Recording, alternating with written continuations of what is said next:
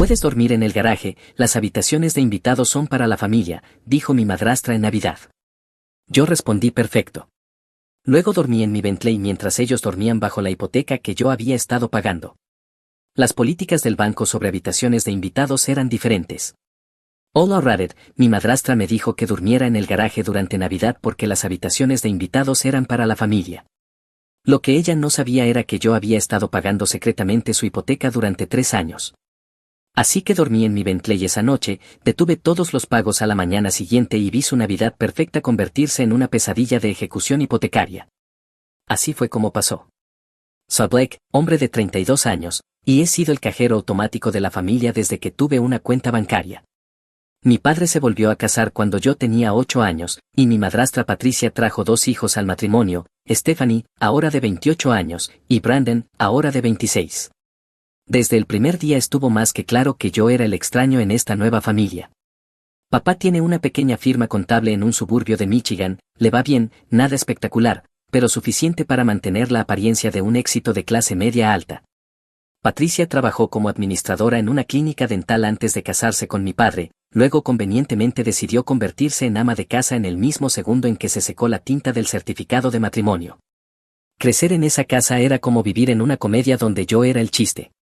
Stephanie recibió clases de danza, inscripciones a concursos y un auto nuevo para su cumpleaños número 16.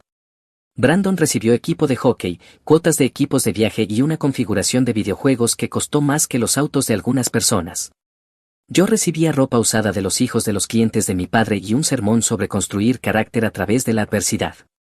Cuando Stephanie quiso ir a una universidad privada y costosa para estudiar comercialización de moda, papá y Patricia pidieron préstamos sin pensarlo. Cuando Brandon decidió estudiar producción cinematográfica en una universidad fuera del estado, de alguna manera encontraron el dinero. Cuando yo fui aceptado en la universidad estatal para estudiar ingeniería, papá me sentó y me explicó que los préstamos estudiantiles me enseñarían responsabilidad financiera. Trabajé 3 empleos durante la universidad, turno matutino en una cafetería del campus, sesiones de tutoría por la tarde para otros estudiantes de ingeniería y soporte técnico los fines de semana para negocios locales. Dormía tal vez 5 horas por noche, vivía de fideos instantáneos y de cualquier comida gratis que pudiera encontrar en eventos del campus y me gradué con un promedio de 3.9 y una oferta laboral de una importante empresa de tecnología automotriz. Mientras tanto, Stephanie abandonó sus estudios después de 2 años para dedicarse a ser influencer en redes sociales, y Brandon cambió de carrera 4 veces antes de finalmente graduarse con un título de estudios generales que nunca ha usado. Pero yo era el que necesitaba aprender responsabilidad financiera. La parte realmente retorcida era cómo trataban mis logros frente a sus fracasos. Cuando obtuve mi título de ingeniería y la oferta de trabajo, la respuesta de Patricia fue, bueno, qué lindo, cariño, Brandon está trabajando en su canal de YouTube ahora, va a ser enorme. El canal de YouTube de Brandon tenía 847 suscriptores y consistía principalmente en él reseñando videojuegos mientras comía comida rápida, contenido verdaderamente revolucionario.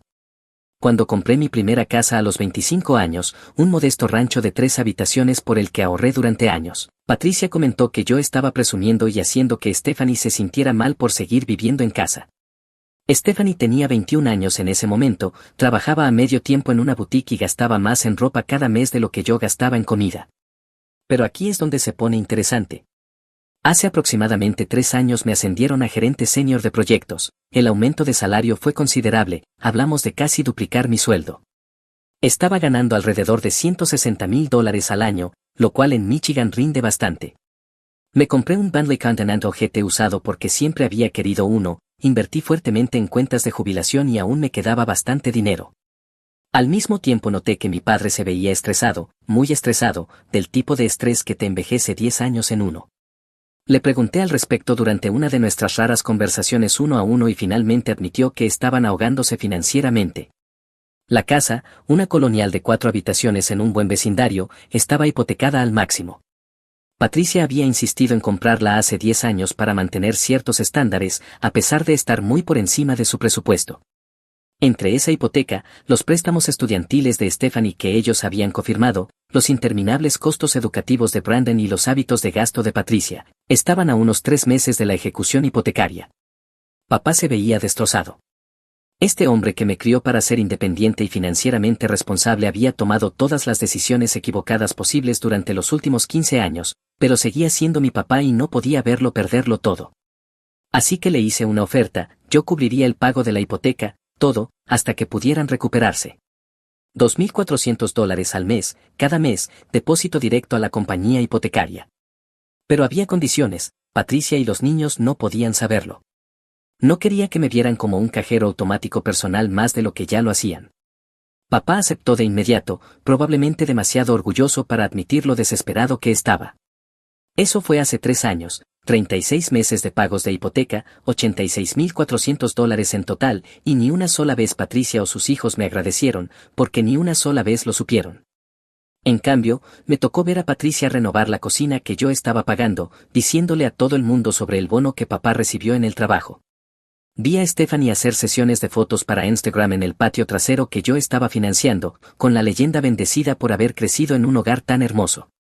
Escuché a Brandon quejarse de su habitación pequeña en la casa que yo mantenía sobre sus cabezas.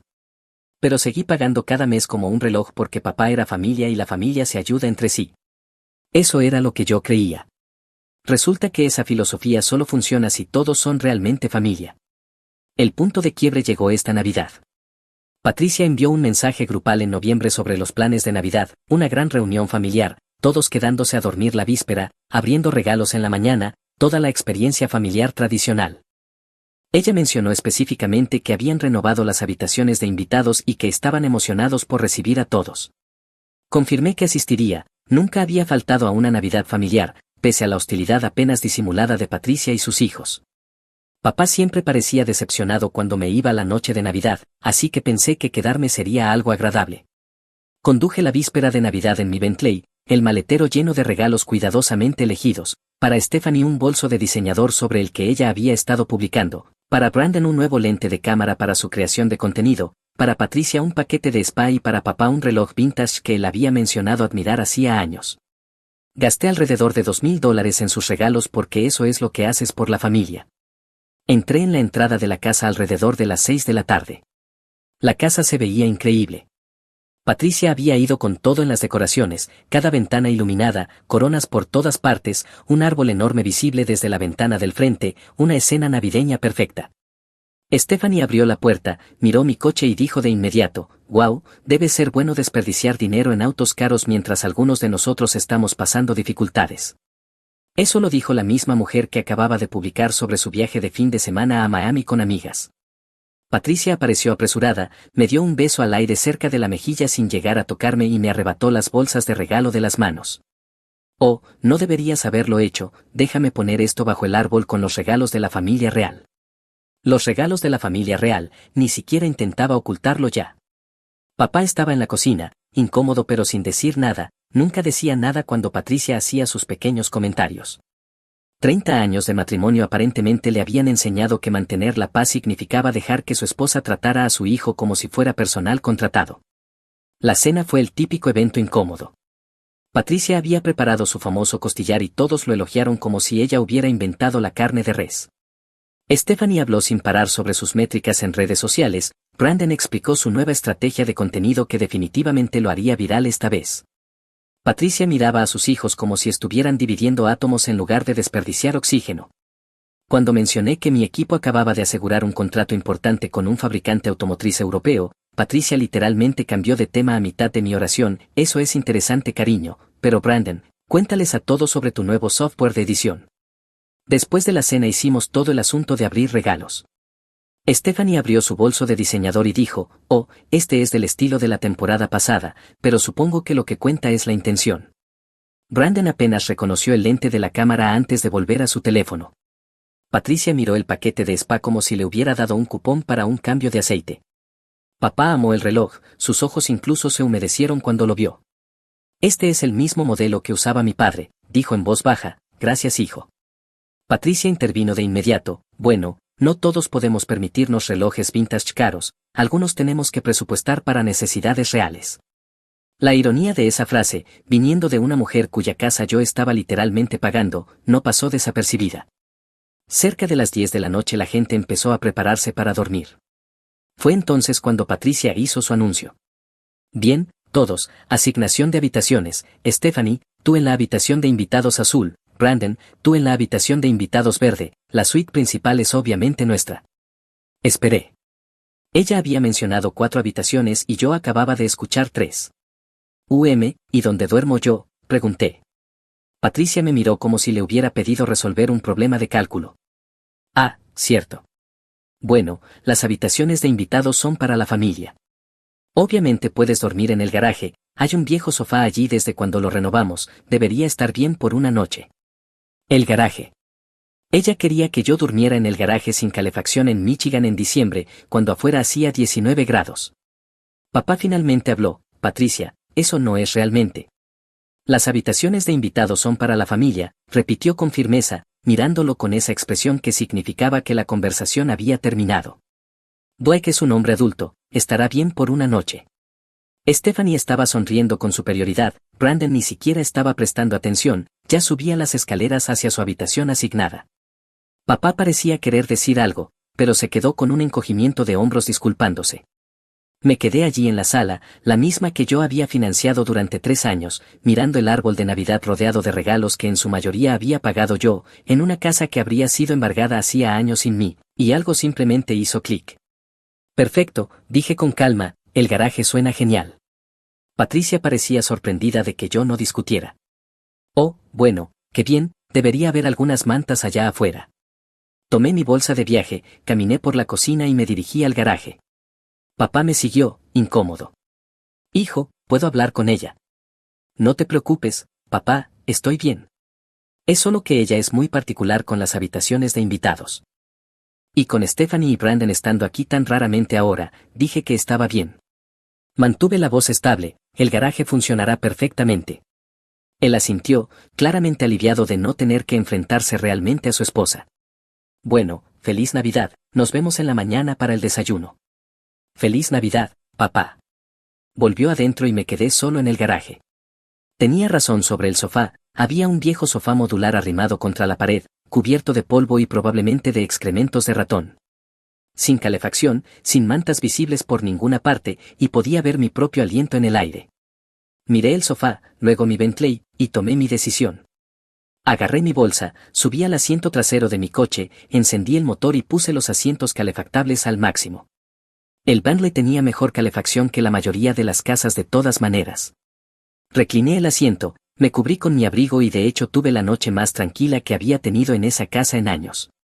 Pero mientras estaba allí, en mi coche de lujo que costaba más que el salario anual de la mayoría de la gente, estacionado en un garaje unido a una casa que yo había estado financiando en secreto, algo se volvió absolutamente claro: había terminado. No enojado. No emocional. Solo terminado. Como cuando terminas un libro que te obligabas a leer y finalmente admites que no te importa cómo termina. Saqué mi teléfono y empecé a hacer una lista, cada pago que hice en los últimos 3 años, cada vez que Patricia hizo un comentario malicioso sobre mi gasto derrochador mientras vivía en una casa que yo pagaba, cada vez que Stephanie o Brandon se quejaron de sus vidas difíciles mientras yo trabajaba semanas de 60 horas para mantener un techo sobre sus cabezas. Luego hice algo que probablemente debía haber hecho hace 3 años, abrí mi aplicación bancaria y programé la cancelación del pago automático de la hipoteca, efectiva de inmediato. El pago de enero, que debía procesarse en una semana, no sucedería. Febrero, tampoco. Marzo y los siguientes, buena suerte. Alrededor de las 2 de la madrugada recibí una notificación de que la cancelación estaba confirmada. El pago hipotecario que había estado retirándose automáticamente de mi cuenta cada mes durante 36 meses estaba oficialmente detenido. Dormí como un bebé después de eso, la mejor noche de Nochebuena que había tenido en años. La mañana de Navidad llegó con Patricia golpeando la puerta del garaje alrededor de las 8 de la mañana. Blake, desayuno, no llegues tarde. Salí de mi Bentley, me estiré y caminé hacia la casa. La familia estaba reunida alrededor de la mesa del comedor, papá en la cabecera, Patricia a su derecha, Stephanie y Brandon a cada lado, medio dormidos. Patricia me miró y frunció la nariz. ¿Realmente dormiste en tu coche? El sofá del garaje estaba asqueroso, expliqué amablemente, y como las habitaciones de invitados eran solo para la familia, el coche parecía la opción lógica. Muy cómodo en realidad. Asientos calefactados, control de clima, mucho mejor que un sofá polvoriento. Stephanie se rió: ¿dormiste en tu coche? Eso es tan patético.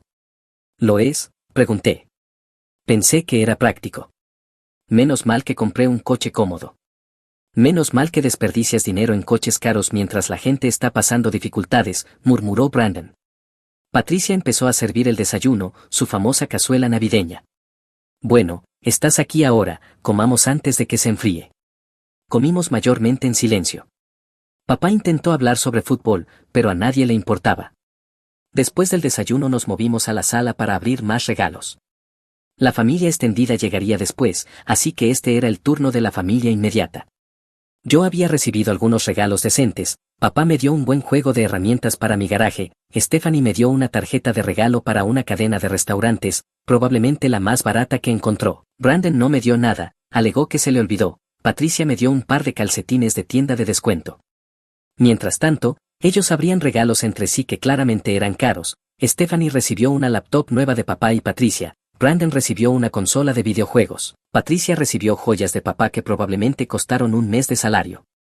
La familia extendida empezó a llegar alrededor de las 11 de la mañana, tías, tíos, primos, todo el grupo. La hermana de Patricia, Linda, llegó con su familia y Patricia inmediatamente comenzó a presumir sobre las renovaciones de la casa. Acabamos de terminar la remodelación de la cocina, decía. Encimeras de cuarzo, electrodomésticos nuevos, todo. Costó una fortuna, pero valió la pena. ¿Cómo pudieron costear eso?, preguntó Linda. Pensé que tenían problemas de dinero. Oh, eso fue hace años. Hemos estado mucho mejor, de hecho estamos considerando una casa de vacaciones en Florida, solo estamos viendo propiedades. Yo estaba sentado en la esquina viendo esta actuación, una casa de vacaciones en Florida mientras yo pagué 3 años de hipoteca para que no perdieran esta. Papá me vio observando y apartó la mirada rápidamente. Él sabía. Sabía que yo estaba escuchando todo eso y sabía exactamente lo mal que estaba. Cerca de la 1 de la tarde, después de que todos comieron y la casa estaba llena de ruido y papel de regalo, llevé a papá afuera. Tenemos que hablar. Afuera. Salimos al patio trasero, hacía un frío tremendo pero quería privacidad. Cancelé el pago de la hipoteca, dije sin rodeos. Su cara se puso pálida. ¿Qué? El pago automático que he estado haciendo durante 3 años. Lo cancelé esta mañana. El pago de enero no pasará. Blake, no puedes. Puedo. Y lo hice. Ya terminé, papá. Dormí en el garaje anoche porque tu esposa decidió que no soy familia. Las habitaciones de invitados son para la familia, ¿recuerdas? Pues si no soy lo suficientemente familia para una habitación, tampoco lo soy para pagar tu hipoteca. Él parecía en pánico. Pero no podemos permitirnos. No es mi problema ya. Escogiste a tu esposa por encima de tu hijo todos los días durante los últimos 25 años. Dejaste que me tratara como basura mientras literalmente mantenía un techo sobre sus cabezas. Así que felicidades, ahora puedes descubrir cómo mantener ese techo tú solo.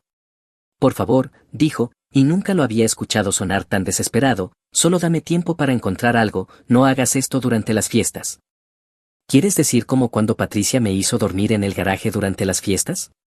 ¿Ese tipo de momento inconveniente? Él no tuvo respuesta para eso. Quiero que sepas algo, continué. Cada mes durante 3 años transferí $2.400 a tu compañía hipotecaria. Eso suma $86.400, casi $90.000 para evitar que perdieran la casa. Y anoche tu esposa me hizo dormir en el garaje porque las habitaciones de invitados eran para la familia. Él estaba llorando ahora. Lo sé, ella estuvo mal, yo debí haber dicho algo. Sí, debiste haberlo hecho. 25 años debiste haberlo hecho, papá. Pero nunca lo hiciste. Así que ahora te toca explicarle a Patricia por qué el banco de repente está llamando por pagos atrasados. Y cuando ella pregunte cómo has estado pagando la hipoteca durante los últimos 3 años, tendrás que decirle la verdad, que tu hijo, el mismo al que ella trata como un hijastro no deseado, ha estado financiando toda tu vida. Blake, por favor. Feliz Navidad, papá. Volví a entrar, agarré mi abrigo y mi bolsa, y me dirigí a la puerta. Patricia me interceptó en el vestíbulo. ¿Te vas tan pronto? Estamos a punto de preparar la cena de Navidad. Estoy bien, gracias. Tengo lugares a los que ir. Bueno, no seas un extraño, nos encanta tenerte aquí. La miré, realmente la miré, esta mujer que había pasado 25 años asegurándose de que yo supiera que no era parte real de su familia, que puso a sus hijos en la universidad con préstamos mientras me decía que yo me las arreglara solo, que me hizo dormir en un garaje sin calefacción en lugar de darme una habitación de invitados. Nos vemos, Patricia. Subí a mi Bentley, encendí el motor y me alejé de esa casa, probablemente por última vez. La semana siguiente fue tranquila, sin llamadas de papá, sin mensajes de Patricia ni de sus hijos, solo un silencio bendito mientras disfrutaba de mis verdaderas vacaciones navideñas con personas que realmente me apreciaban, mi novia Emma y su familia, quienes me habían invitado a su celebración de Año Nuevo. Emma sabía parte del drama familiar, pero no hasta qué punto. Cuando le conté que dormí en mi coche en el garaje, abrió los ojos de par en par. ¿Te hicieron dormir dónde? Técnicamente, elegí dormir en mi coche, la alternativa era un sofá polvoriento. Pero tienen habitaciones de invitados, solo para la familia, aparentemente. Tú eres familia. No según Patricia. Emma guardó silencio un momento. ¿Qué hiciste? Dejé de pagar su hipoteca. ¿Tú estabas pagando su hipoteca? Eso fue cuando le expliqué todo, los 3 años de pagos, la casi ejecución hipotecaria, el acuerdo con papá, el secreto. Ella escuchó sin interrumpir y, cuando terminé, simplemente me abrazó. Eres una buena persona, dijo. Mejor de lo que ellos merecen. No estoy seguro de eso. Estoy bastante segura. Una buena persona no deja de pagar la hipoteca de alguien, una buena persona no permite que la gente que lo trata como basura se aproveche de él. Hay una diferencia. Tenía razón. Los verdaderos fuegos artificiales empezaron a mediados de enero. Recibí una llamada de papá a las 8 de la mañana un martes. No contesté. Llamó una y otra vez. Dejó mensajes de voz cada vez más desesperados. Blake, por favor, llámame. El banco está llamando por la hipoteca, hijo. Necesitamos hablar. Esto es serio, Blake. Están amenazando con ejecución hipotecaria. Por favor, podemos resolverlo. No llamé. Fui a trabajar, manejé mis proyectos y disfruté mi vida sin la carga constante de mantener a personas que habían dejado claro que yo no era realmente familia. Patricia llamó después, primera vez que llamaba a mi número personal en probablemente 5 años.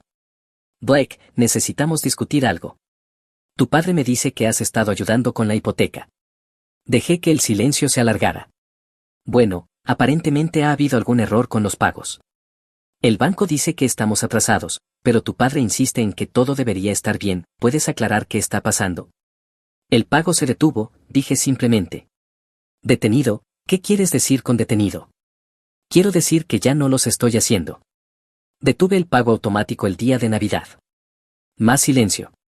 Luego, ¿has estado pagando nuestra hipoteca durante 3 años?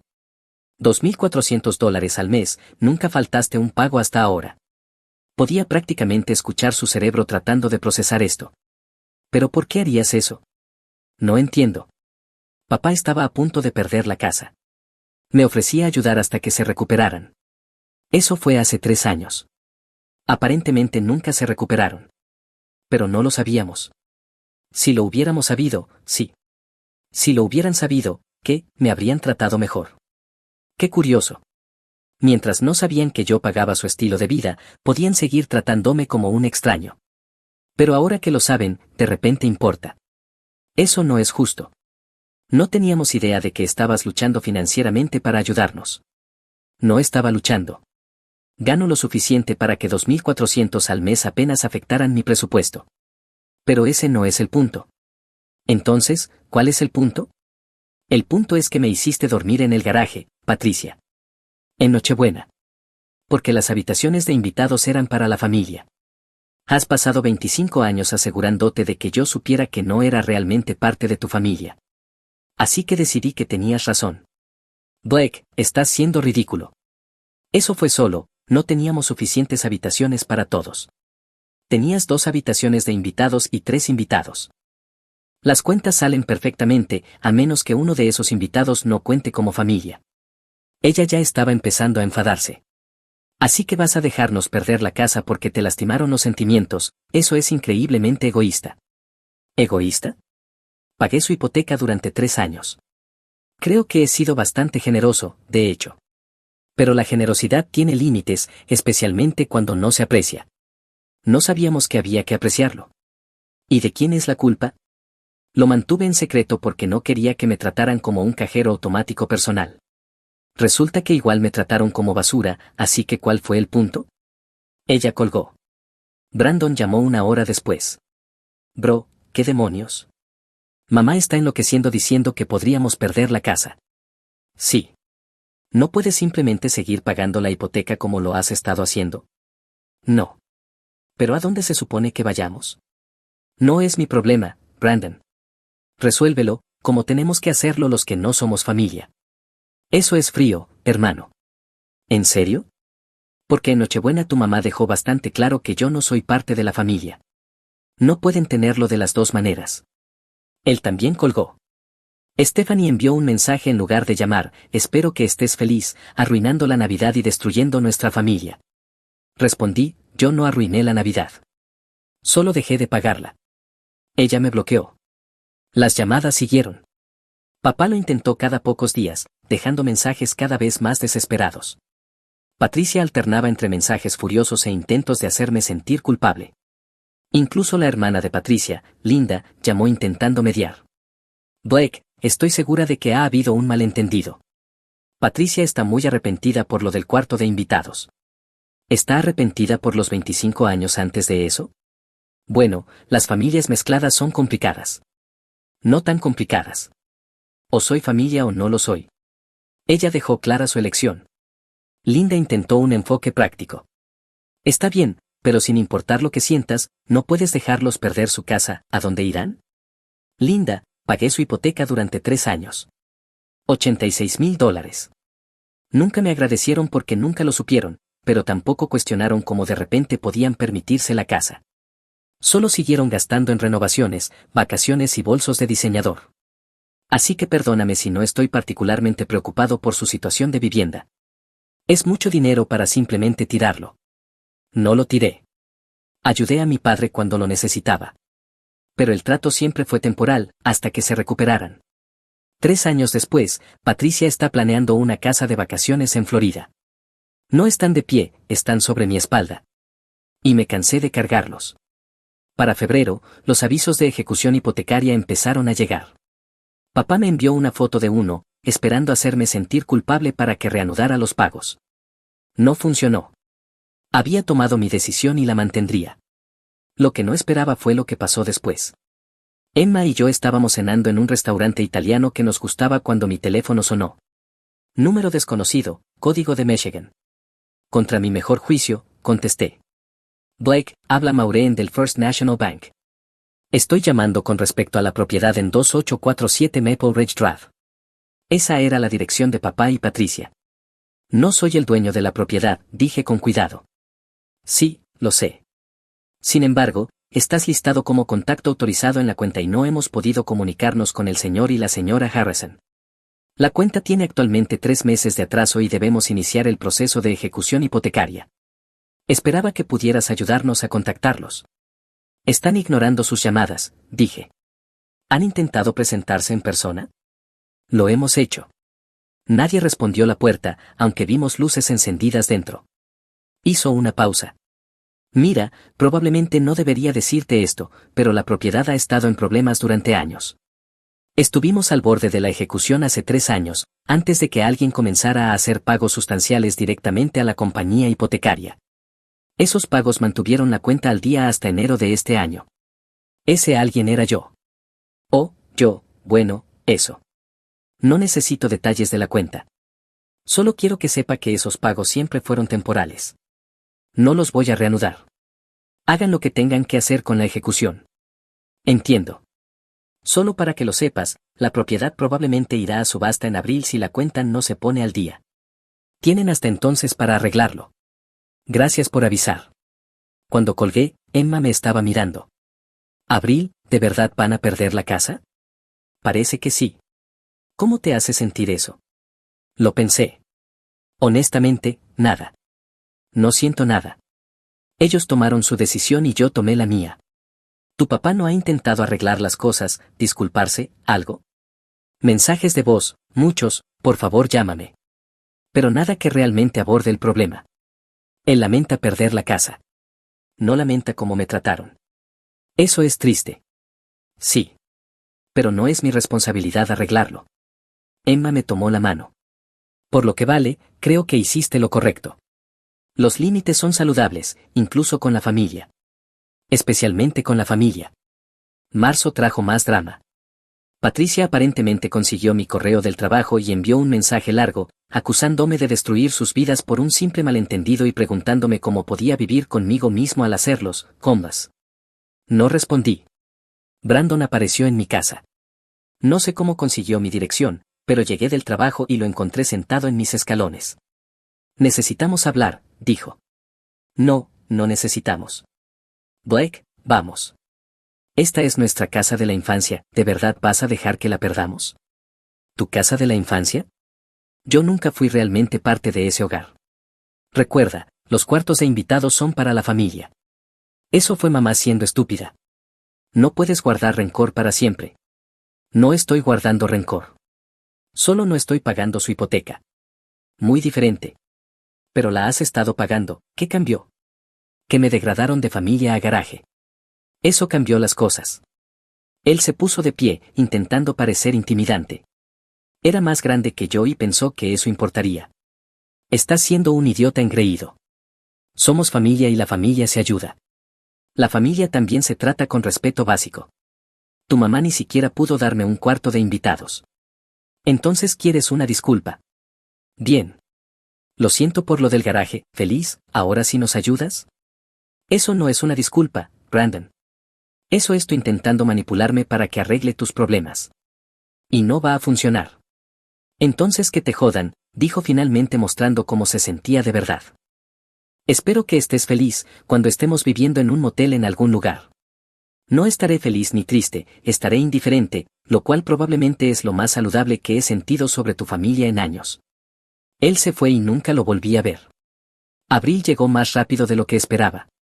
Papá dejó un último mensaje de voz, y este era diferente, no estaba poniendo excusas ni tratando de manipularme, simplemente sonaba cansado. Blake, habla tu padre. La casa se subasta la próxima semana. Nos mudaremos a la casa de la hermana de Patricia. Quería que supieras que lo siento. Lamento no haberte defendido más. Lamento haber permitido que Patricia te tratara como lo hizo. Lamento no haber sido el padre que merecías. Tenías razón en todo. Elegí el camino fácil en lugar del correcto y perdí a mi hijo por eso. No espero que me perdones ni que nos ayudes. Solo quería que supieras que entiendo por qué hiciste lo que hiciste. Cuídate, hijo. Guardé ese mensaje. Tal vez lo escuche otra vez algún día. Tal vez lo borre. Aún no lo he decidido. La subasta ocurrió un martes a mediados de abril. Emma me preguntó si quería pasar en coche para ver qué ocurría. Dije que no. No necesitaba verlo para saber lo que estaba pasando. Recibí un mensaje de texto de Linda más tarde ese mismo día, la casa se vendió.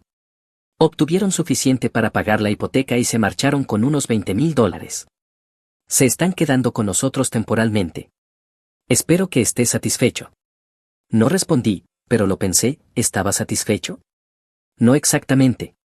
No estaba satisfecho ni insatisfecho. Simplemente estaba. Toda la situación había ocurrido y ahora había terminado, y mi vida continuaría exactamente igual que antes, excepto más ligera, definitivamente más ligera. Unas semanas después estaba en el supermercado cuando me encontré con alguien que jamás habría esperado volver a ver, mi amigo de la infancia Jake, que había sido amigo de todos nosotros mientras crecíamos hasta que su familia se mudó a Colorado. Blake, hombre, escuché lo que pasó con la casa de tu papá. Es duro. ¿Escuchaste eso? Sí, sigo siendo amigo de Brandon en redes sociales. Ha estado publicando que tú los arruinaste, destruiste a la familia, todo ese drama. Por supuesto que sí. Por lo que vale, nunca me lo creí. Recuerdo cómo Patricia te trataba mientras crecíamos. Nunca fue sutil con su favoritismo. Eso me sorprendió. ¿Lo notabas? Todos lo notaban. Era súper obvio. Solíamos hablar de eso, yo y los otros chicos del vecindario. Como Brandon y Stephanie recibían todo mientras tú no recibías nada. Solo asumíamos que tú encontrabas la forma de lidiar con eso. Estaba lidiando con eso, pagando su hipoteca, dije riéndome. Escuché sobre eso también. Es una locura, hombre. 3 años de pagos después de cómo te trataron. Estaba ayudando a mi papá, no a ellos. Tu papá dejó que ellos te trataran así. Él tampoco es inocente. Jaque tenía razón, pero igual dolía escucharlo. Jaque continuó, estoy de vuelta en la ciudad por trabajo, quizá me quede. Deberíamos comer algo algún día, ponernos al día. Y por lo que vale, hiciste lo correcto. Familia, no significa dejar que la gente camine sobre ti. Intercambiamos números y salí de ese supermercado sintiendo algo que no había sentido en meses respecto a toda la situación, validación. Alguien más lo había visto. Alguien más sabía que no estaba siendo dramático ni hipersensible ni guardando rencores por nada. Patricia realmente había sido terrible. Stephanie y Brandon realmente habían sido malcriados. Papá realmente me había fallado. Y yo realmente había tenido razón al alejarme. Esa noche Emma me preguntó si tenía algún arrepentimiento por dejar de pagar. No. ¿Por nada? Lo pensé. Lamento que haya llegado a ese punto. Lamento haber pagado su hipoteca durante 3 años sin recibir ninguna apreciación, porque no lo sabían. Lamento que papá no pudiera enfrentar a Patricia ni una sola vez en 25 años. ¿Pero lamentar mi decisión? No. ¿Alguna vez te reconciliarías con ellos? ¿Con papá? Tal vez. Si alguna vez realmente se disculpa por todo, no solo por el final. Si reconoce que me falló por años, no solo en ese momento con Patricia y sus hijos, con Patricia y los otros dos. No. Ese puente no solo está quemado, está demolido, con sal en la tierra y convertido en un páramo nuclear. Eso es justo, dijo Emma, mereces gente que te trate como si importaras. Eso es todo lo que siempre quise. 6 meses después de la subasta recibí una carta en el correo. La dirección no la reconocía, pero la letra era de papá. Dentro había un cheque por $5,000 y una carta, Blake, esta es la primera cuota. Conseguí un segundo trabajo y estoy usando cada centavo extra para pagarte. Sé que $5,000 no es mucho comparado con 86,400, pero es un comienzo. Enviaré más cuando pueda. No estoy pidiendo perdón ni una relación. Solo quiero que sepas que entiendo lo que hiciste por nosotros y que lo siento. Me tomó perderlo todo para verlo. Patricia y yo estamos separados. Vivimos en lugares distintos, intentando averiguar si nuestro matrimonio puede sobrevivir esto. Stephanie y Brandon están trabajando tiempo completo por primera vez en sus vidas. Todos estamos aprendiendo lo que significa sostenernos por nosotros mismos, algo que tú aprendiste a los 18. Te fallé como padre. Elegí comodidad en lugar de coraje, paz en lugar de principios. Tú merecías algo mejor y lamento no habértelo dado. No tienes que cobrar este cheque, no tienes que responder a esta carta. Solo necesitaba que supieras que lo veo ahora, veo lo que hiciste, lo que sacrificaste y cómo te tratamos a cambio. Y me avergüenzo. Cuídate, hijo. Espero que seas feliz. Con cariño, papá. Me quedé sentado en mi sofá sosteniendo esa carta por mucho tiempo. Emma la leyó por encima de mi hombro, su mano en mi espalda. ¿Qué vas a hacer?, preguntó. Voy a cobrar el cheque. Y voy a esperar y ver si llega una segunda cuota. Si realmente va en serio. Si sigue enviando dinero y sigue trabajando en sí mismo, tal vez algún día podamos tener una relación. Pero será una relación nueva, construida en términos diferentes. Y si no sigue enviando dinero, entonces sabré que solo intentaba aliviar su culpa. De cualquier manera, estaré bien. Deposite el cheque al día siguiente. Y el mes siguiente llegó otro sobre, otros $5,000, otra nota corta sobre su progreso.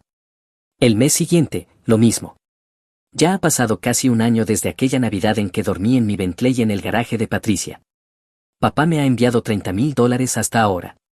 También ha enviado cartas regulares, sin pedir nada, solo actualizándome sobre su vida y continuando con sus disculpas.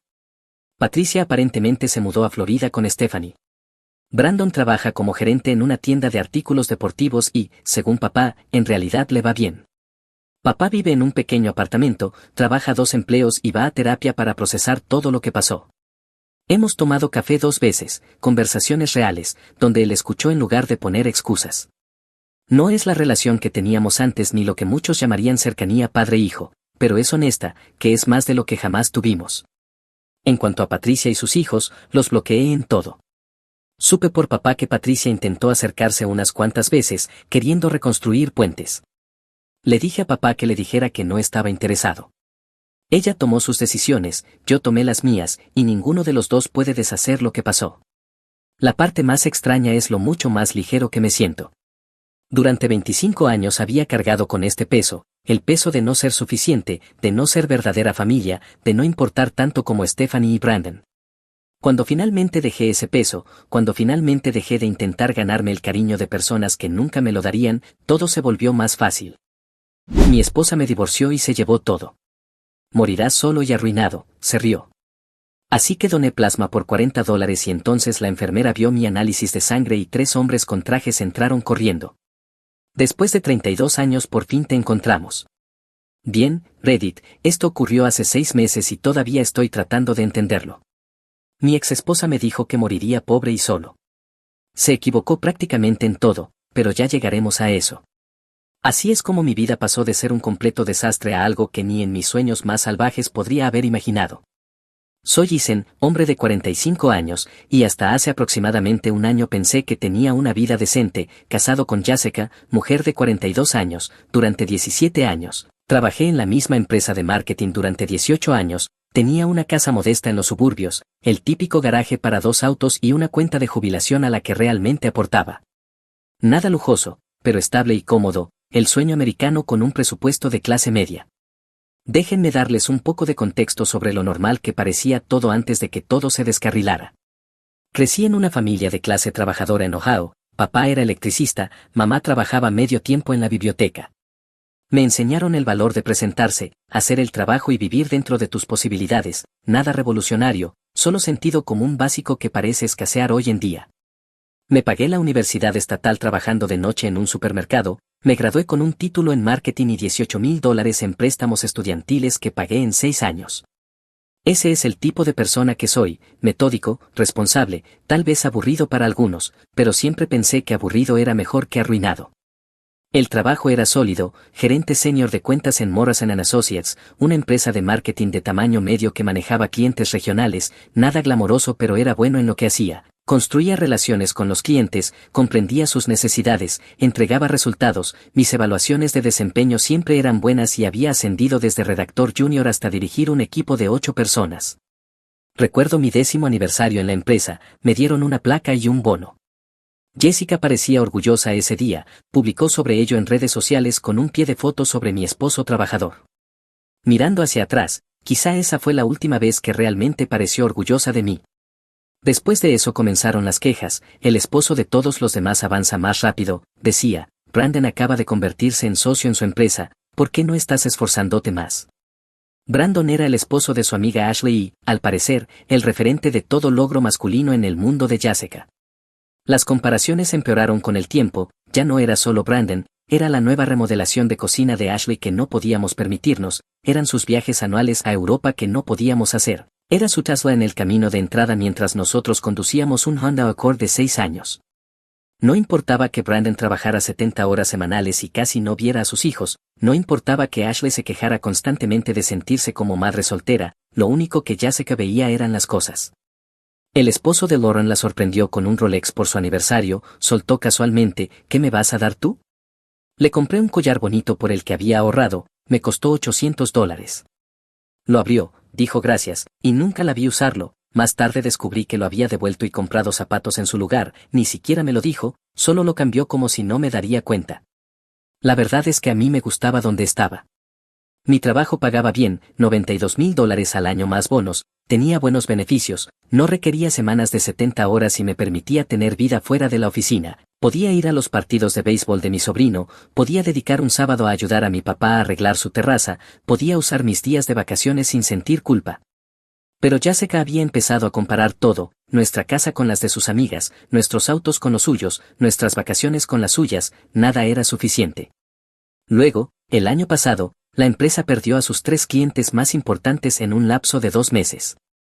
No fue culpa mía, una empresa fue comprada, otra se declaró en bancarrota y la tercera trasladó todo internamente.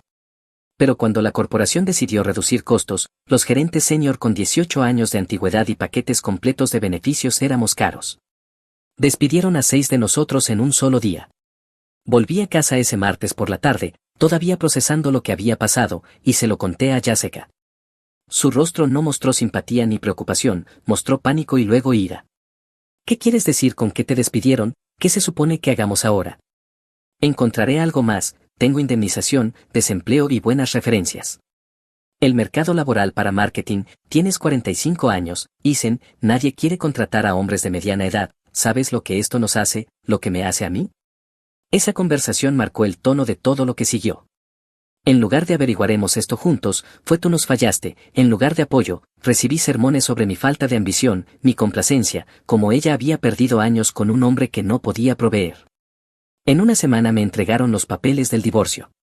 Ella los había presentado el día después de que me despidieran, ni siquiera una pretensión de intentar resolverlo. Su abogada era una tiburona llamada Patricia Rothman, especializada en destrozar hombres en el tribunal de divorcio. El proceso fue brutal. La estrategia legal de Jessica era simple, presentarme como un mantenido desempleado que no podía mantenerse a sí mismo, mucho menos contribuir a un matrimonio. No importaba que yo hubiera pagado la hipoteca durante 17 años, que hubiera sido el principal sostén económico la mayor parte del matrimonio, que la hubiera inscrito en un programa de certificación de marketing que nunca terminó. Patricia Rothman, la abogada de Jessica, era increíble. En la primera reunión vino hacia mí como si yo fuera un criminal, exigió divulgación financiera completa, cuestionó cada compra que había hecho en los últimos 5 años, trató de pintarme como financieramente irresponsable porque había comprado una motocicleta hace 8 años, una moto usada por la que pagué $3,500 y vendí 3 años después por $2,800, pero en la narrativa de Patricia. Me pintaban como una especie de hombre niño irresponsable que desperdiciaba dinero en juguetes, mientras tanto Jessica convenientemente olvidaba mencionar los $4,200 que había gastado en un viaje de chicas a Nashville el año anterior, o el bolso de diseñador de $1,800 que le había dado por Navidad y que aparentemente necesitaba absolutamente, o el hecho de que había pasado por 3 ideas diferentes de pequeños negocios en 5 años, cada una requiriendo costos iniciales que salían de nuestra cuenta conjunta y ninguna de ellas generó ni un solo dólar de ganancias. Su abogada presentó estados de cuenta bancarios mostrando mis gastos recientes, el desempleo apenas cubriendo los gastos básicos, algunos caprichos ocasionales de comida para llevar porque estaba demasiado deprimido para cocinar, hacían parecer que estaba cayendo en una espiral financiera, sin mencionar que yo había sido el estable durante 17 años mientras Jessica rebotaba entre trabajos de medio tiempo y fantasías empresariales. Mi abogado era decente pero estaba sobrecargado de trabajo y yo no podía permitirme su tarifa por hora durante mucho tiempo. Una vez que mi indemnización comenzó a agotarse, cobraba $300 la hora y cada intercambio de correo electrónico, cada llamada telefónica, cada revisión de documentos se acumulaba. Me quemé $8,000 en honorarios legales antes de siquiera llegar a la corte. Jessica, mientras tanto, tenía ayuda de sus padres y al parecer había estado preparándose para esto, tenía documentación de cada compra que había hecho, cada retiro de cuenta corriente, construyendo esta narrativa de que yo era financieramente irresponsable a pesar de haber sido el estable por casi 2 décadas.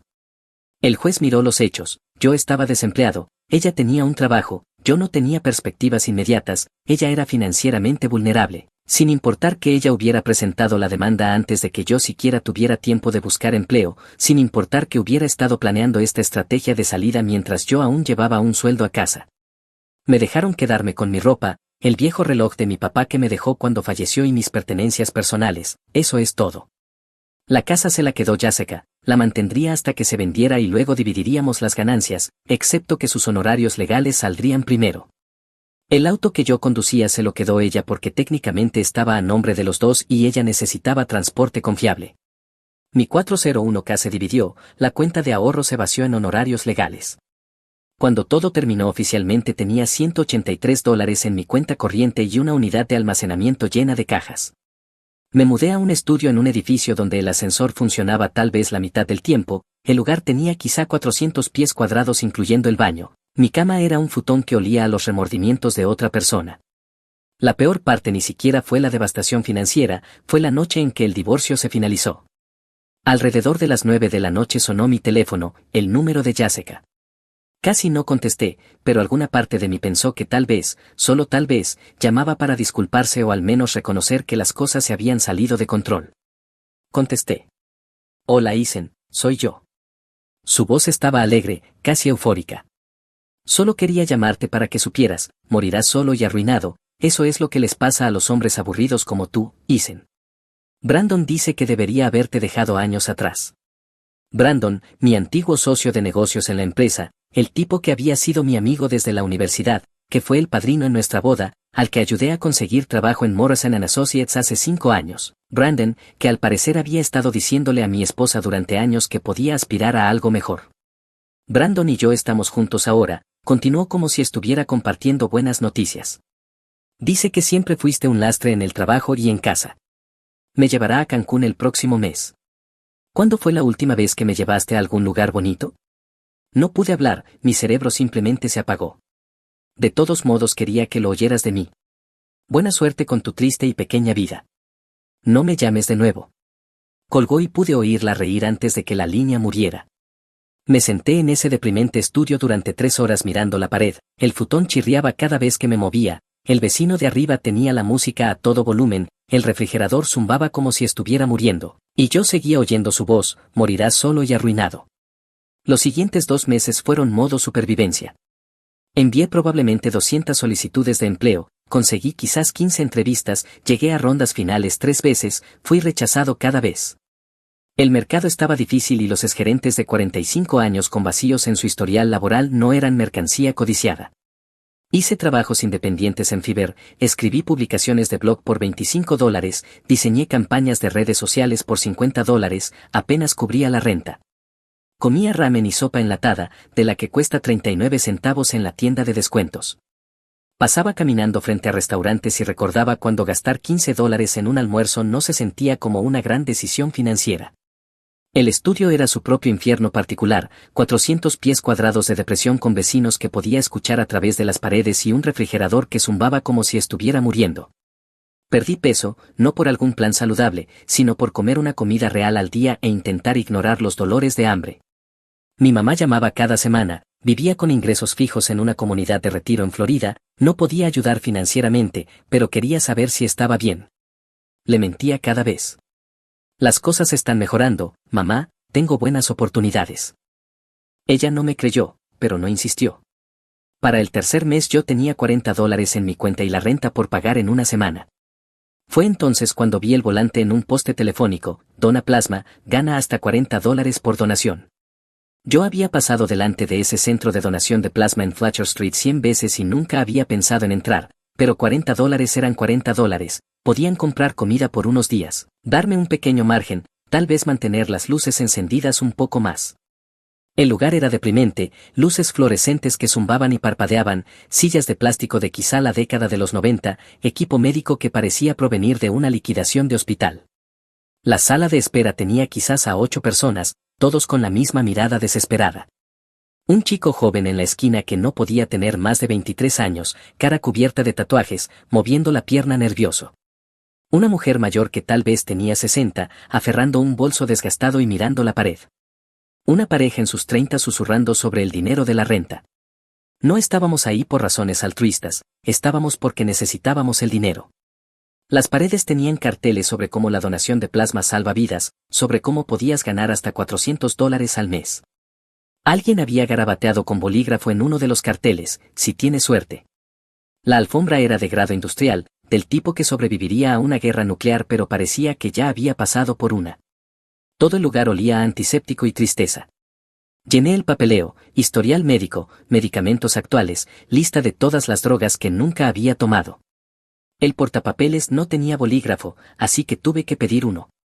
La recepcionista, una mujer cansada llamada Paula, apenas me miró, tenía esa mirada perdida de alguien que ha visto demasiada gente desesperada cruzar esas puertas. ¿Primera vez donando? Obtendrás $40 hoy, 60 si vuelves dentro de 7 días. Identificación y tarjeta del Seguro Social. Se los entregué, ella hizo copias, me dio un portapapeles con más formularios. Alguien te llamará en unos minutos. Hay agua en el dispensador si tienes sed. Mantente hidratado. Lo dijo como si lo hubiera dicho 10.000 veces antes, palabras gastadas por la repetición. El dispensador de agua parecía no haber sido limpiado desde la administración Clinton. Aún así bebí, porque el papeleo decía que debías estar hidratado para la donación. El agua sabía a plástico y decepción. 20 minutos después, una enfermera llamó mi nombre, Ethan Williams. Ella tenía quizá 30 años, cabello oscuro recogido en una cola, scraps con dibujos animados, parecían Snoopy y Charlie Brown, su placa decía M. Me condujo a un pequeño cuarto con una silla médica y varias máquinas que no entendía. La silla era de cuero desgastado, con cinta adhesiva cubriendo algunos desgarros. Las máquinas parecían más nuevas que todo lo demás, al menos. Bien, Isen, voy a tomarte los signos vitales, hacerte una revisión rápida y extraer un poco de sangre para los análisis.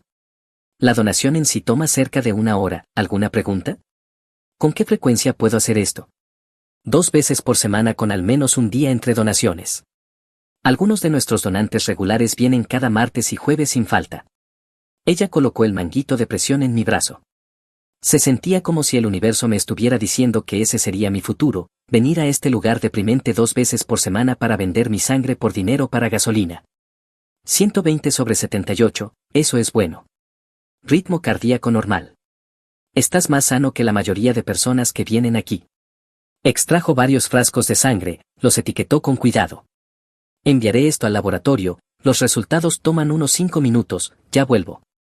No volvió. Pasaron 5 minutos, luego 10, luego 15. Observé a través de la ventana mientras Emi estaba sentada en un terminal de computadora en el área de la oficina mirando la pantalla. Su rostro pasó de aburrimiento rutinario a confusión y luego a algo más. Tomó el teléfono, habló rápidamente con alguien, su mano libre gesticulando hacia el monitor como hacen las personas cuando intentan explicar algo que no comprenden del todo. Otro miembro del personal se unió, un hombre mayor, quizá el supervisor del laboratorio.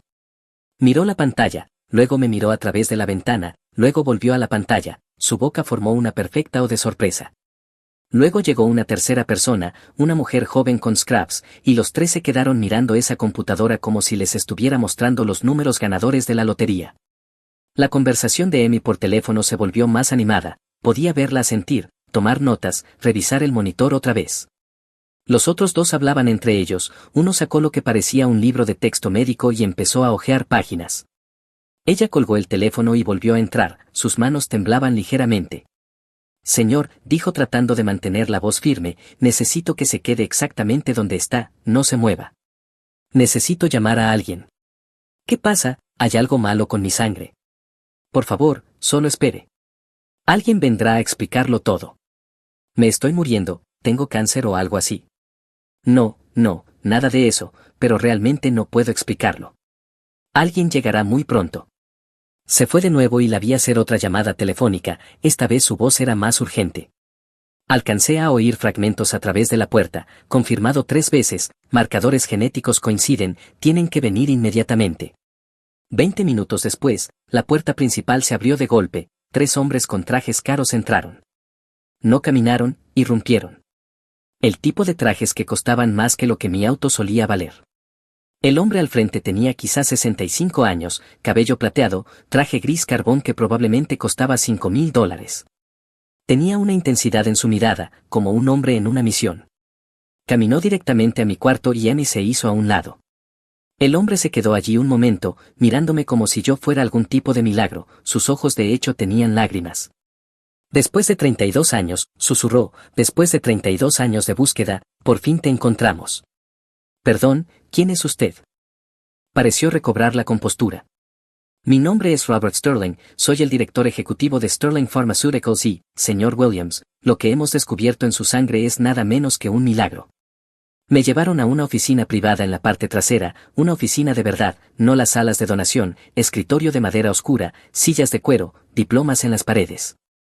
Uno de los hombres de traje resultó ser el director del centro, quien aparentemente dejó todo cuando Emi llamó.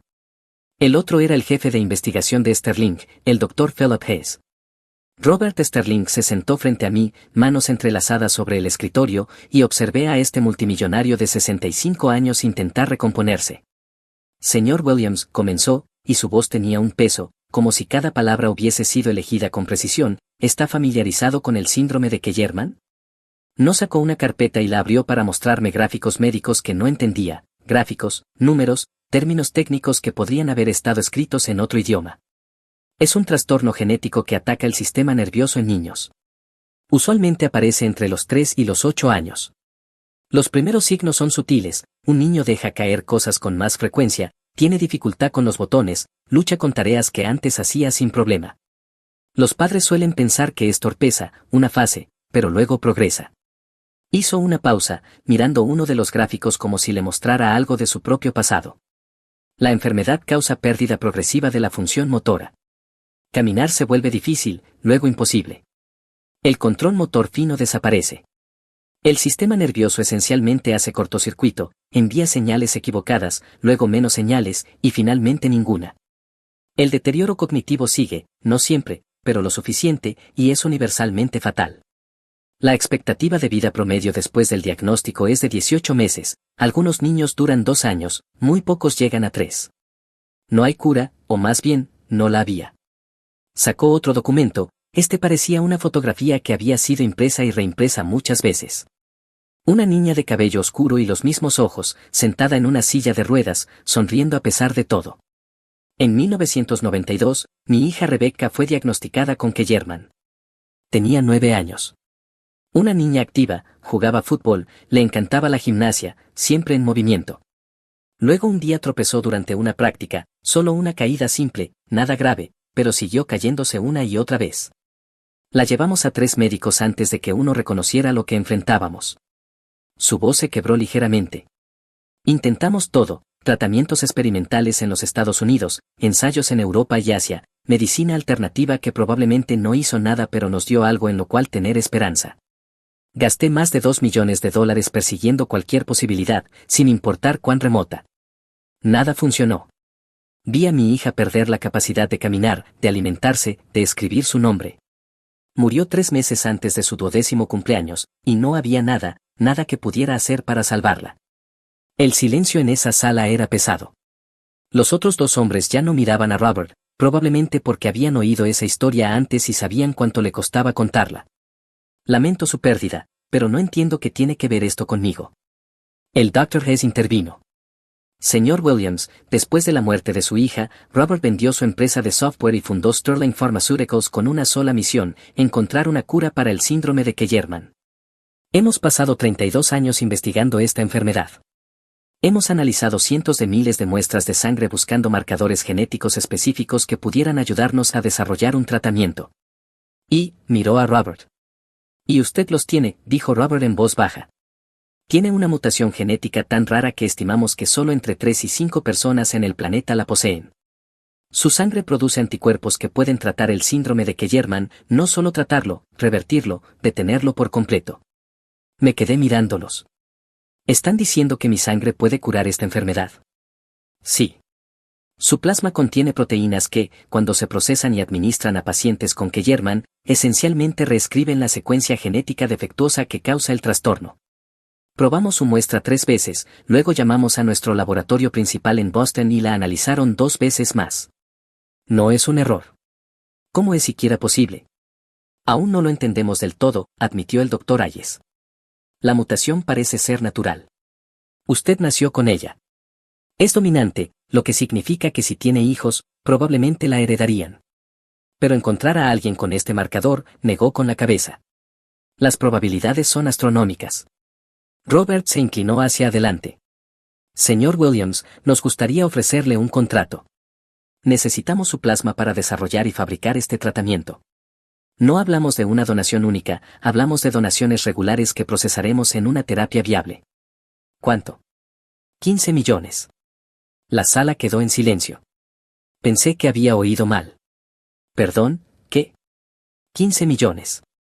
10 millones por adelantado, 5 millones distribuidos durante los próximos 5 años conforme usted provea donaciones regulares.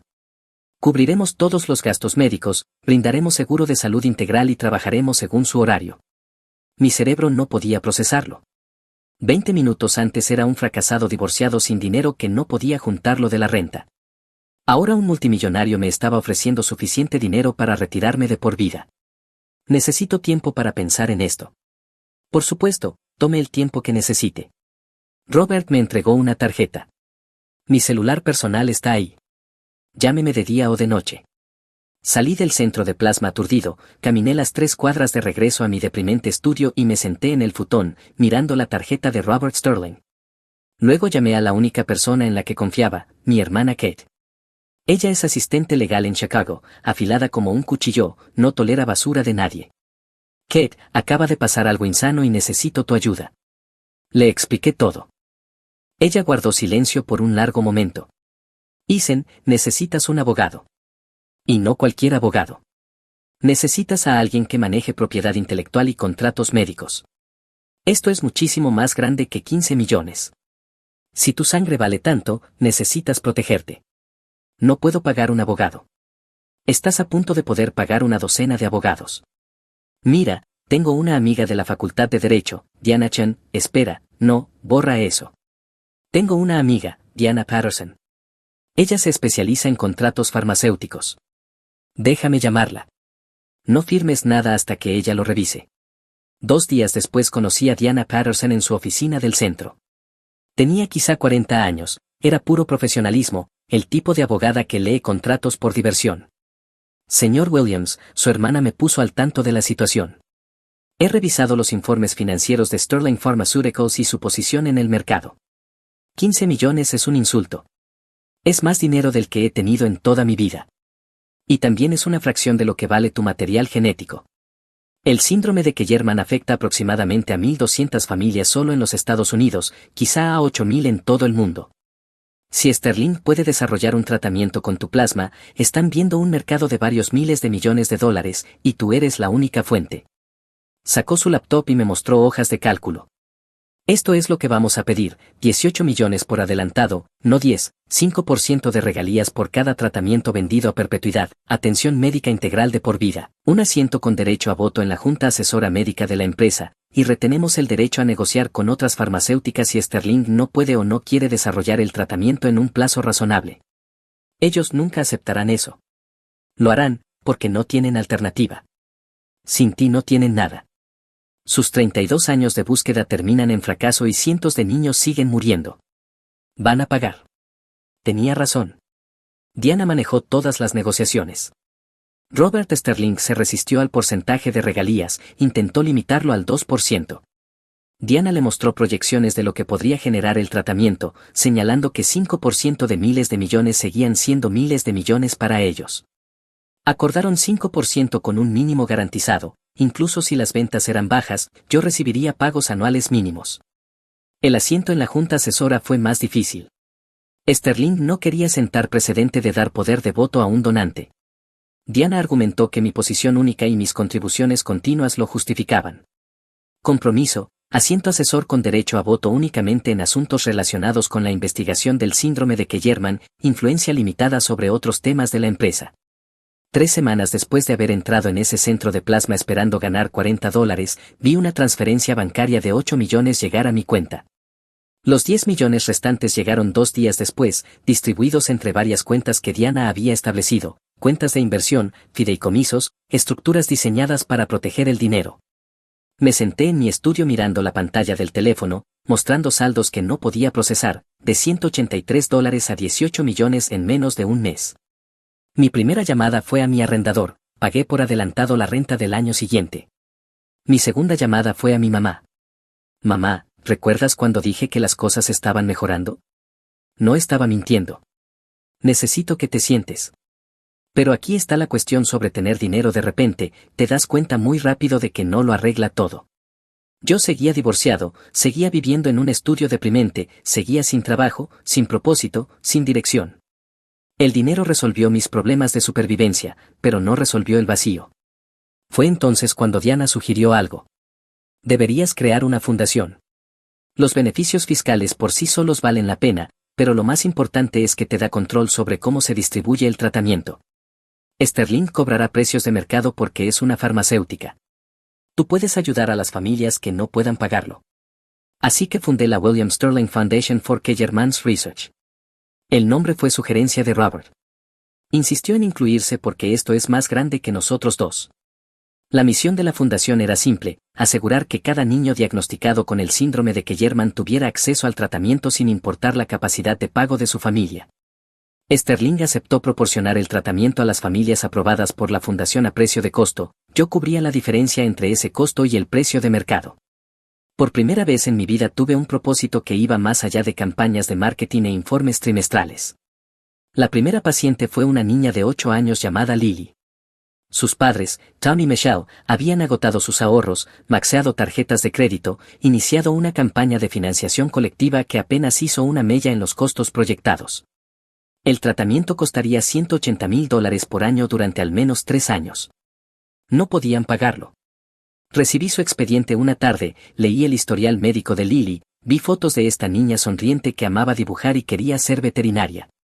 Sus síntomas habían comenzado cuando tenía 6 años, dejó caer su lápiz durante una clase de arte un día y no pudo recogerlo correctamente. Durante el siguiente año pasó de ser una niña activa a necesitar una silla de ruedas, sus dibujos fueron de animales detallados a figuras temblorosas, luego a nada, porque ya no podía sostener un lápiz. A través de la fundación lo cubrimos todo. Conocí a Lily 3 meses después de comenzar su tratamiento en las instalaciones de investigación de Sterling.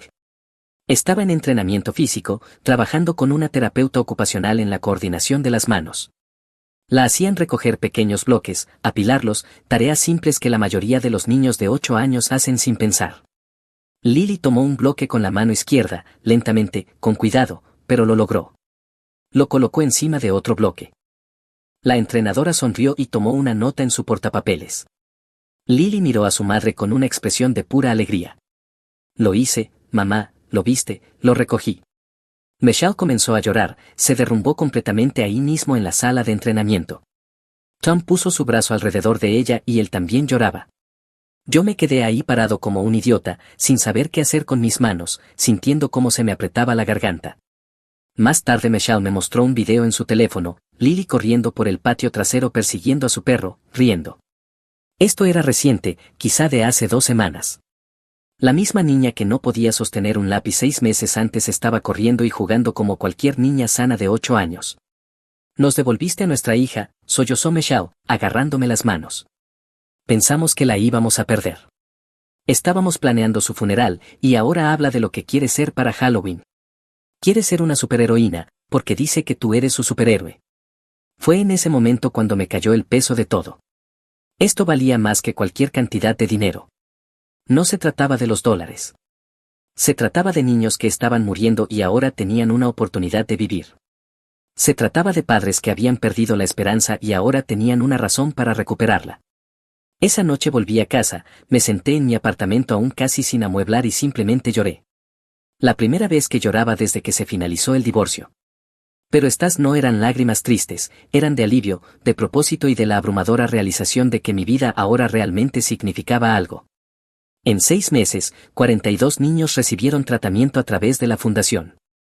42 familias que habían estado planeando funerales empezaron a planear cumpleaños otra vez.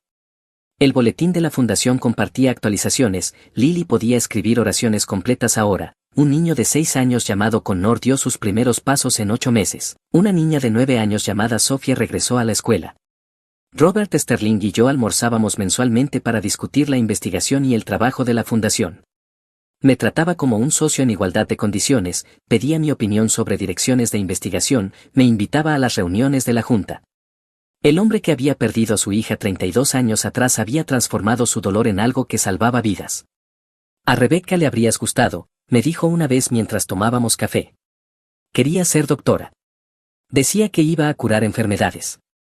De alguna manera, estás haciendo lo que ella nunca tuvo la oportunidad de hacer. Entonces, hace 2 meses, todo volvió a cambiar. Recibí una llamada de Diana. Isen, ¿has estado viendo las noticias sobre Morrison & Associates? No, ¿por qué lo haría? Los fiscales federales acaban de anunciar cargos contra varios empleados por malversación. Han estado investigando durante 8 meses. Será mejor que te sientes. Me envió un enlace. El titular me hizo sentir un frío en la sangre, ex ejecutivos de marketing acusados en esquema de malversación de varios millones. El artículo detallaba cómo alguien había estado robando sistemáticamente de Morrison & Associates durante más de 3 años. Crearon cuentas de proveedores falsos con nombres como Premier Marketing Solutions y Strategic Brand Consulting LLC, compañías que sonaban legítimas pero que no existían. Aprobaban facturas fraudulentas por servicios nunca prestados y luego desviaban los pagos a cuentas offshore. El robo total ascendía a cerca de $4.3 millones. Los nombres acusados, Brandon Walsh y Jessica Williams. Mi antiguo socio comercial y mi exesposa. El artículo explicaba con detalle cómo funcionaba el esquema. Brandon, como jefe de relaciones con proveedores, tenía la autoridad para aprobar nuevos proveedores y firmar contratos de hasta $50,000 sin supervisión adicional. Jessica, que había trabajado en cuentas por pagar antes de que nos casáramos, sabía exactamente cómo funcionaban los sistemas de pago, conocía qué controles existían y cuáles eran más laxos. Habían empezado con poco, facturas de $5,000 aquí y allá, montos que no llamaban la atención. Pero a lo largo de 3 años se volvieron más audaces. Las facturas falsas crecieron, crearon complejos rastros de papel, contratos falsos e incluso correos electrónicos falsos entre representantes de proveedores y personal de Morrison. Una sola empresa fantasma había facturado a la firma $780,000 en servicios de consultoría estratégica durante 18 meses. Las piezas encajaron al instante. Brandon había estado a cargo de relaciones con proveedores los últimos 4 años, contratado específicamente para optimizar ese proceso. Jessica había trabajado en cuentas por pagar antes del matrimonio, conocía los sistemas al dedillo. Habían tenido una aventura y habían estado robando dinero juntos probablemente durante años. La línea de tiempo era condenatoria, los robos aumentaron dramáticamente en los meses previos a que me despidieran. De hecho, el artículo mencionaba específicamente que los problemas financieros de la empresa, los mismos problemas que llevaron a mi despido y al de otros 5 empleados, se debían en parte a esta malversación. Ellos habían ayudado a crear la crisis que me costó mi trabajo. Luego Jessica presentó el divorcio. Me había quitado todo en el divorcio mientras estaba sentada sobre millones en dinero robado. El viaje a Cancún del que se había jactado, dinero robado. El auto nuevo que Brandon estaba manejando, dinero robado. El condominio al que se habían mudado en el centro, el que tenía piscina en la azotea y vista a la ciudad, dinero robado. El artículo citaba al fiscal federal. Este fue un esquema sofisticado que involucró la creación de una elaborada ficción de operaciones comerciales legítimas. El patrón de los acusados mostraba un incremento progresivo del robo y un desprecio cada vez más descarado tanto por su empleador como por los estándares éticos básicos. Priorizaban el enriquecimiento personal sobre los medios de vida de sus colegas. Me quedé leyendo esa última línea una y otra vez. Sus robos habían contribuido a los despidos, a mi despido, a la devastación financiera que siguió, a los meses comiendo ramen y vendiendo mi sangre para pagar la renta, todo parcialmente causado por la empresa criminal de Brandon y Jessica. Me sentí enfermo, luego enojado y luego algo parecido a la reivindicación. El universo había entregado justicia de una forma que yo jamás habría podido orquestar. No solo justicia, justicia poética, irónica, perfecta. Mientras yo luchaba por sobrevivir, creyendo que no valía nada, ellos vivían como reyes con dinero robado, y ahora todo se les estaba derrumbando. Diana llamó de nuevo. Los fiscales quieren hablar contigo. Podrían llamarte como testigo sobre la situación financiera de la empresa durante tu empleo.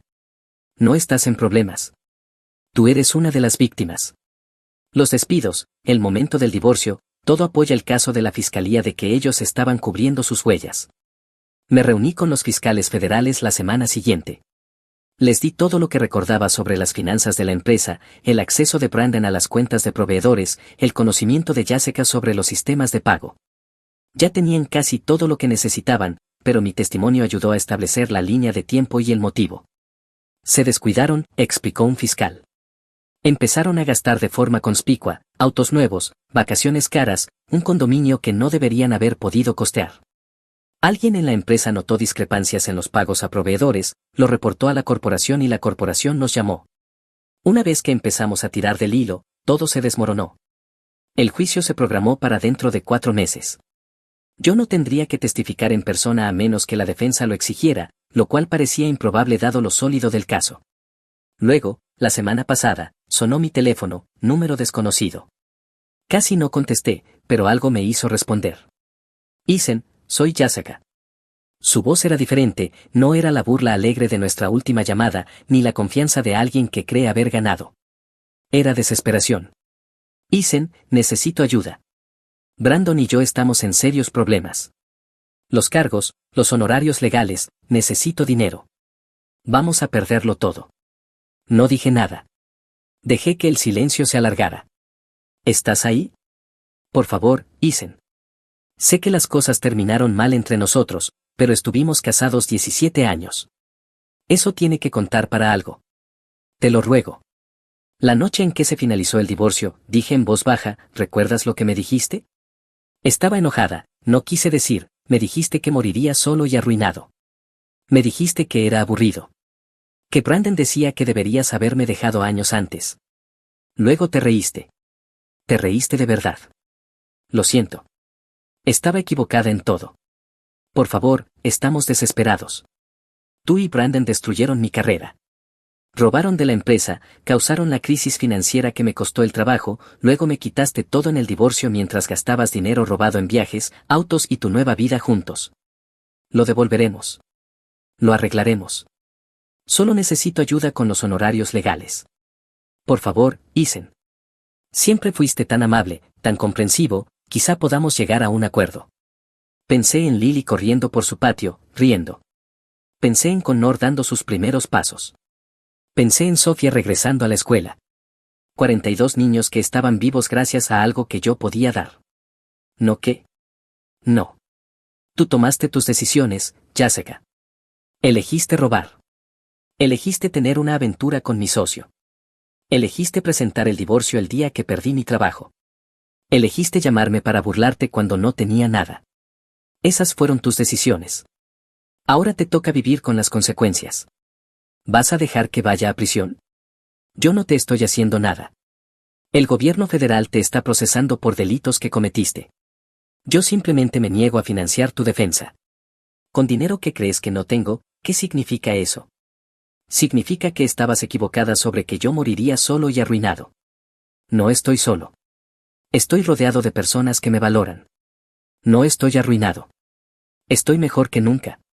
Y estoy haciendo un trabajo que realmente importa, un trabajo que salva vidas de niños. Mientras tú robabas, mentías y arruinabas a la gente, yo estaba construyendo algo real. Por favor, tú dijiste que yo moriría solo y arruinado. Estabas equivocada. Pero tú estás aprendiendo exactamente lo que se siente perderlo todo. Buena suerte con tu triste y pequeña vida. No vuelvas a llamarme. Colgué. El juicio terminó ayer. Brandon recibió 7 años en prisión federal. Jessica recibió 5. Restitución total ordenada, aunque ya se habían gastado la mayor parte de lo robado. Les confiscaron todos los bienes, el condominio, los autos, las cuentas bancarias, todo. No asistí a la sentencia. No lo necesitaba. Diana llamó con la actualización y fue suficiente. Kate llamó más temprano hoy. Así que escuché que Jessica y Brandon fueron sentenciados. ¿Cómo te sientes? Honestamente, no siento nada. Ya no son mi problema. Tengo problemas reales en los que concentrarme, como si la fundación debería expandirse a otras enfermedades raras, o si debería conseguirle un hermano a Max, o si Robert tiene razón y debería considerar unirme a la junta de Sterling a tiempo completo. Mírate, todo responsable y adulto, se rió. ¿Quién iba a pensar que la donación de plasma sería tu punto de inflexión? Técnicamente nunca recibí los $40. No me los pagaron una vez que se dieron cuenta de lo que habían encontrado. La mejor inversión que nunca hiciste. Estoy mirando a Max ahora, viendo cómo se le mueven las patas mientras sueña. La casa está en silencio, en el buen sentido. No el silencio opresivo del estudio, sino la tranquilidad pacífica de un lugar que realmente es hogar.